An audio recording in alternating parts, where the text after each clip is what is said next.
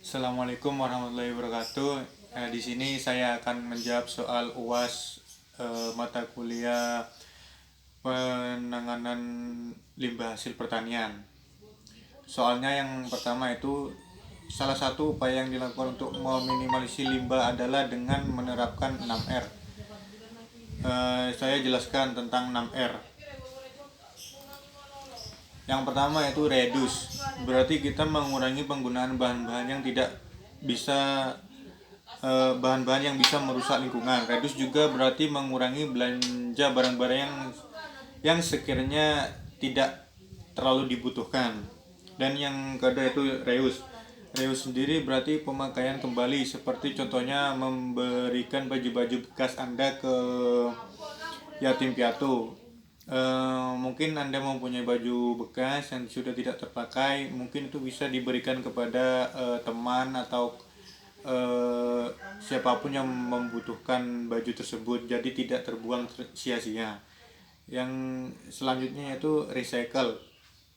Recycle adalah mendaur ulang. Barang paling mudah adalah mendaur ulang sampah organik di rumah Anda. Menggunakan bekas botol plastik air minum. Ya, bekas air plastik mineral yang sudah diminum itu bisa dimanfaatkan untuk menjadi pot bunga atau pot-pot tanaman. Ya, bisa kalian manfaatkan untuk dibuat pot di depan rumah Anda. Yang selanjutnya yaitu repair. Memang banyak dilupakan oleh banyak orang, dan ini sebenarnya adalah hal yang terpenting di Indonesia. Repair adalah usaha perbaikan demi lingkungan. Ya, contohnya seperti reboisasi. Contoh memperbaiki barang-barang yang rusak agar bisa digunakan kembali, seperti sepatu jebol yang kita memperbaiki. Dengan begitu kita tidak perlu membeli sepatu baru. Yang selanjutnya yaitu refuse. Refuse adalah menolak dan menghindari pemakaian bahan yang menggunakan plastik dan lebih memilih bahan yang lebih natural. Mengingat plastik adalah bahan yang susah terurai, butuh beribu-ribu tahun untuk menguraikannya. Yang selanjutnya yaitu rating. Rating adalah yang paling atas dan memiliki arti yang paling penting, karena ini menyangkut pikiran kita dengan manusia. Sebagai manusia, berpikirlah lebih dari sekali sebelum kita membeli atau mengkonsumsi suatu barang. Yang sekiranya kita tidak butuhkan, tidak usah dibeli, untuk mengurangi limbah. Ya, kita lanjut soal yang kedua. Soal yang kedua di sini adalah tentang tahapan-tahapan dalam metodologi audit produksi bersih. Ya, saya jelaskan tentang metodologi audit bersih, metodologi prosedur audit produksi bersih. Di sini tahapannya yang pertama itu pengorganisasian keperluan untuk produksi bersih. Yang selanjutnya perencanaan dan pengorganisasian. Yang selanjutnya itu fase pra pengkajian, dan selanjutnya fase pengkajian, dan lanjut analisis studi kelayakan, implementasi dan kesinambungan, dan yang terakhir yaitu hasil pengkajian. Yang pertama yaitu perencanaan dan pengorganisasian. Pada tahap awal, komitmen manajemen sangat penting, menetapkan kebijaksanaan dalam meminimasi limbah. Yang selanjutnya itu pembentukan tim program penerapan produksi bersih. Yang selanjutnya itu penetapan tujuan dan lingkup program.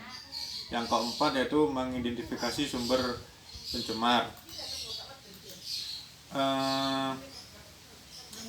Untuk persyaratan anggota dalam tim penerapan produksi bersih ini yaitu adalah berpengalaman dan mengetahui kualifikasi proses industri, berpengalaman dalam penerapan dan pelaksanaan produksi bersih, mengetahui perkembangan produksi limbah, dan mengenal anggota lain dalam tim, yaitu bekerja dalam teamwork seperti itu.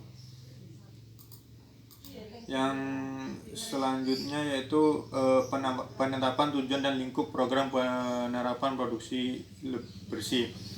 Yang utama itu harus ditetapkan dapat diukur keberhasilan penerapan produksi bersih. Yang kedua itu syarat bagi keberhasilan itu disetujui oleh semua pihak yang terlibat, fleksibel terhadap perubahan yang mungkin terjadi, dapat diukur dengan waktu, program yang dibuat terarah, terstruktur, mudah dimengerti.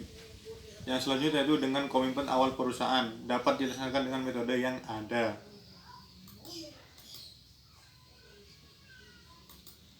Yang selanjutnya itu fase pengkajian. Tujuannya itu mengkaji kegiatan yang telah dilakukan pada tahap sebelumnya. Kegiatan yang dilakukan dalam fase pengkajian ini adalah pengumpulan informasi yang terperinci mengenai sumber pencemar. Yang kedua itu mengidentifikasi dan mengevaluasi peluang untuk mengurangi pencemaran.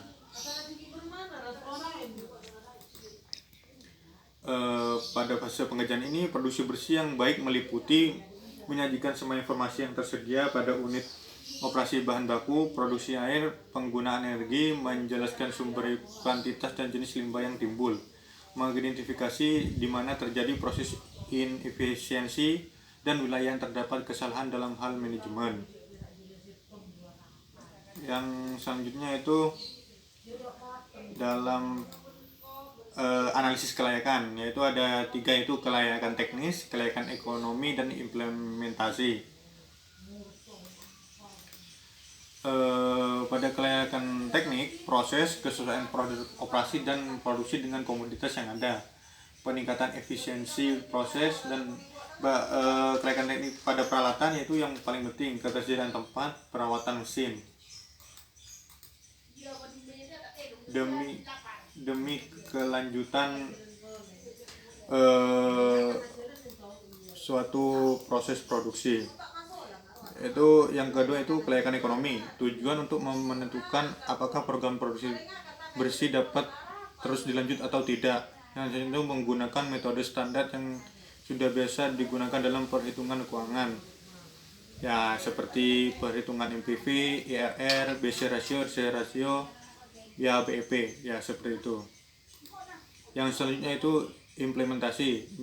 Yaitu ada 2, itu justifikasi proyek sesuai dengan sistem yang diterapkan perusahaan. Yang kedua itu pelaksanaan produksi bersih. Modifikasi teknologi dilakukan melalui tahapan proyek, perencanaan, desain, pengadaan, instalasi dan komisioning dan operasi. Yang selanjutnya itu evaluasi kerja. Produk bersih yang sudah ditetapkan harus dipantau, dievaluasi, dikaji, dan yang selanjutnya itu efektivitas, pengulangan proses, menghasilkan kondisi optimal dan peningkatan manfaat dalam berbagai aspek.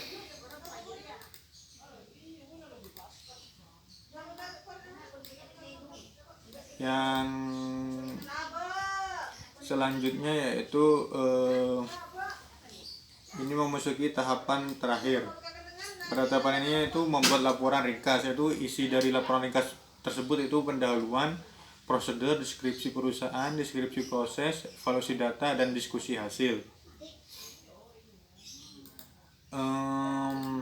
Pendahuluan itu uraian singkat mengenai status proyek, informasi umum, dan tujuan dari quick scan. Yang kedua itu prosedur, tempat dan tanggal dari quick scan, orang yang melaksanakan prosedur yang diikuti selama quick scan. Yang selanjutnya itu deskripsi perusahaan, informasi dari perusahaan, nama, jumlah karyawan, departemen, figur, pendapatan, dan produk. Yang selanjutnya itu deskripsi proses, uraian singkat dari langkah proses individu termasuk bahan baku, limbah, cara aliran limbah, emisi atau konsumsi energi yang relevan. Yang selanjutnya itu evaluasi data, uraian dari prosedur untuk evaluasi data dan referensi ke maksud potensi. Yang selanjutnya itu diskusi hasil, meringkas diskusi dari era proses yang paling penting dengan potensi CP terbesar dan direkomendasikan dengan proses yang dipilih untuk analisis yang detail. Ya, itu adalah proses terakhir dari tahapan-tahapan metodologi produksi bersih. Lanjut ke soal yang nomor 3. Soal yang nomor 3 yaitu industri kecil dan menengah UMKM mendominasi di Indonesia, dan limbah yang dihasilkan tidak dapat terelakkan. Namun sebagian besar dari hampir keseluruhan pelaku UMKM abai dalam penanganan limbah dengan dalih keterbatasan anggaran.